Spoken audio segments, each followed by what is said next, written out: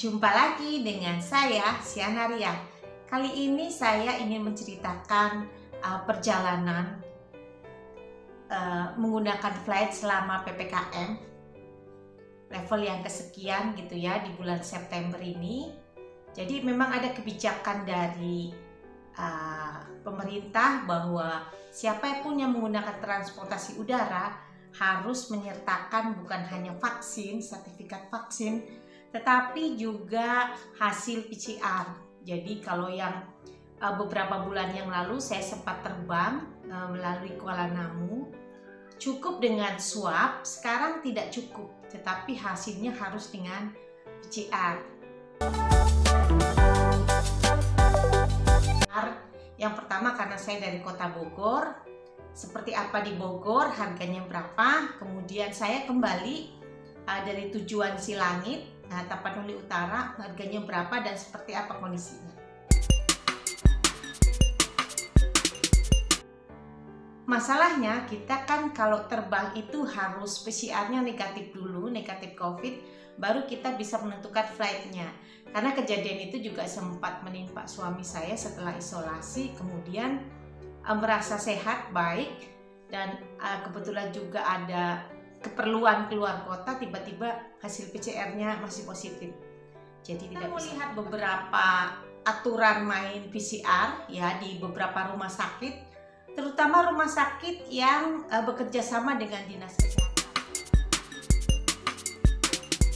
Hasil PCR kita ya dari yang bentuknya seperti ini dengan hasil laboratorium bahwa kita negatif COVID-19 sehingga kita layak terbang.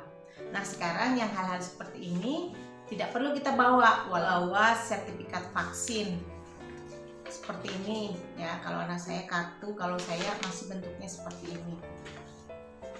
Tetap dibawa, semua itu ada di aplikasi Peduli Lindungi ID. Jadi kita nanti akan buka aplikasinya seperti apa dan bagaimana aturan kita di bandara. Subscribe, berikan like, komen untuk perbaikan video-video berikut. Saya PCR di hari Sabtu, jadi saya PCR di hari Jumat. Karena banyak kebutuhan, biasalah ya, kadang kalau emak-emak ini suka rempong-rempong, ada saja mau pergi tetapi ada saja yang harus diselesaikan.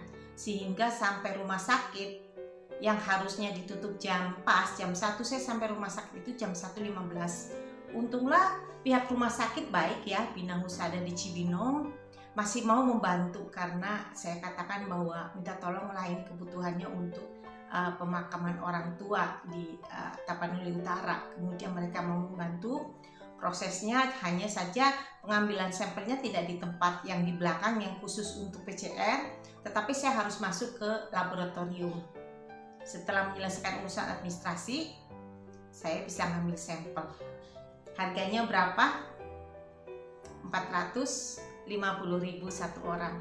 Kebetulan terbang 2 orang dengan anak saya, jadi kita harus mengeluarkan kocek sekitar 900 untuk 2 orang.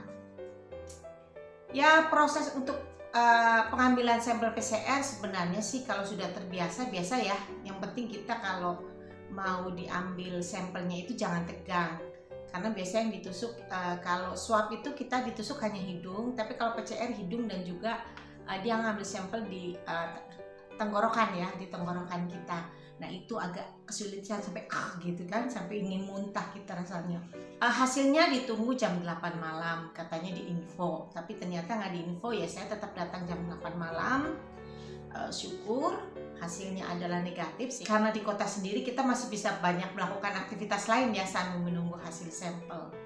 Tapi ini berbeda ketika saya mengambil hasil PCR yang ada untuk kebutuhan di Silangit. Karena emang Bandara Silangit itu kan berada di Kabupaten Tapanuli Utara, sehingga wajar saja kalau PCR harus diambil di RSUD di kota tersebut. Masalahnya saya ini dari Lagu Boti. Lagu Boti itu masuknya kabupaten, masuk ke Balige, Kabupaten Toba Samosir. Untuk dari Lagu Boti, dari kampung ya, dari kampung itu hampir tidak ada kendaraan ya. Kendaraan umum itu biasanya ada di hari Senin, itu rame. Kalau hari biasa ada satu tapi jarang, jadi kita menggunakan kendaraan pribadi dari rumah Lagoboti ya. Lagoboti masih di kampung lagi Silain, sampai ke Tarutung 2 jam ya. Kalau di Tarutung jam 11 dia pengambilan sampelnya terakhir. Kebetulan sampai ke Tarutung jam 11 ya, sama kayak di Bogor 450. Entah ya, mungkin disamakan atau bagaimana, saya tidak tahu kebijakannya. Yang jelas hasilnya nanti ditunggu sekitar jam 8. Nah, masalahnya ini kita dari rumah ke Tarutung itu 2 jam ya. Perjalanan itu termasuk jalanan yang lancar ya. Kalau saya kembali lagi, jadi saya selesai pengambilan sampel sekitar jam 12, harus kembali lagi pulang ke rumah, balik lagi ke Balige, berarti jam 6 sudah harus jalan lagi gitu ya. Bukan hanya waktu yang kita buang untuk 4 jam, 2 jam bolak-balik, tetapi juga bensin kita harus pikirkan ya. Sayang, akhirnya diputuskan oke lah, kita berputar-putar sekitar kota Tarutung untuk menunggu hasil. Karena masa PPKM sempat ke Salib Kasih ya, tapi ditutup, jadi kami di depan saja main ayunan, tetapi nggak sempat naik ke atas. Untuk killing the time aja, sekitar jam 3 jam 4 nunggu hasil ya, nunggu hasil ke kota. Kita nongkrong lah di kafe atau ya warung kecil seperti itulah. Tujuannya mencari charger, karena kalau bawa anak gadis, anak saya dan ponakan, biasanya yang dituju adalah handphone. Kalau enggak mati gaya ya. Kalau sudah mati gaya, kita udah rasanya hidup di dunia lain, di planet yang lain.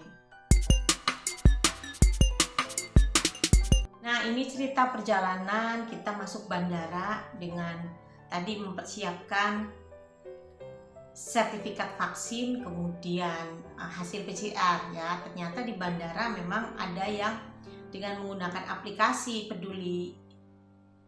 Ternyata di bandara sudah disediakan ya booth untuk aplikasi Peduli Lindungi, tapi karena ya kami masih belum familiar, jadi pakai tetap yang verifikasi. Jadi hasil PCR-nya diverifikasi, distempel gitu ya oleh pihak bandara, kemudian dengan menunjukkan sertifikat vaksin.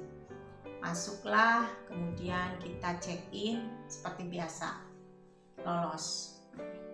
Tapi ketika kita memasuki Bandara Silangit ya, dia tidak minta hasil PCR yang bentuk hard copy seperti ini, tetapi langsung masuk ke booth aplikasi Peduli Lindungi. Nah, hasilnya seperti ini ya ketika kita masukin. Jadi setiap kita selesai PCR, maka hasil PCR ini otomatis masuk ke dalam aplikasi Peduli Lindungi. Biasanya berlaku 2 kali 24 jam ya, atau 2 hari. Dari Bogor saya 1 kali PCR ya, hari Jumat, kemudian hari Selasa saya PCR lagi. Nah, informasi saya waktu keberangkatan itu sudah tidak ada di dalam aplikasi Peduli Lindungi, hanya yang terbaru saja. Ya, tapi kalau sertifikat vaksin tetap pertama dan kedua kita bisa melihat, kita bisa download. Bantu sekali dengan aplikasi itu. Di aplikasi itu juga ada untuk e-hack ya. E-hack itu mengecek atau mengontrol mobilitas kita antar daerah. Tapi kebetulan waktu sampai di Silangit, hacknya katanya error, sehingga kami hanya menulis nama ketika keluar dari bandara. Demikian juga waktu pulang, kita tujuannya Cengkareng, kita harus mengisi e-hack ya, disuruh oleh petugas, jadi terdeteksi lah dengan baik kemana-kemana kita pergi. Setidaknya dengan kita tadi PCR ya hasilnya negatif, kemudian mobilitas kita juga terkontrol. Semoga penanganan COVID-19 ini tetap bisa dilakukan ya, tetapi kebutuhan kita untuk mobilitas, untuk berpindah dari satu kota ke kota lain juga bisa difasilitasi, terutama untuk yang kebutuhan khusus ya, apalagi untuk dinas atau ada keperluan keluarga. Mungkin untuk traveling agak-agak berkurang di biaya PCR. Dan pasti kalau kita pesen tiketnya, kalau PCR itu 2 kali 24 jam, kita tidak mungkin booking pesawat dalam jangka waktu yang panjang ya. 1 minggu, 1 bulan kita tidak bisa booking seperti itu. Kenapa? Karena tadi belum tentu kita hasilnya negatif. Kita sih berharap sehat-sehat saja. Pengalaman saya selama terbang gitu ya, selama masa PPKM di bulan September, so far so good dan masih enak lah, masih nyaman kita ya. Karena memang mungkin mobilitas orang ke luar kota atau bertransportasi memang sudah berkurang banyak.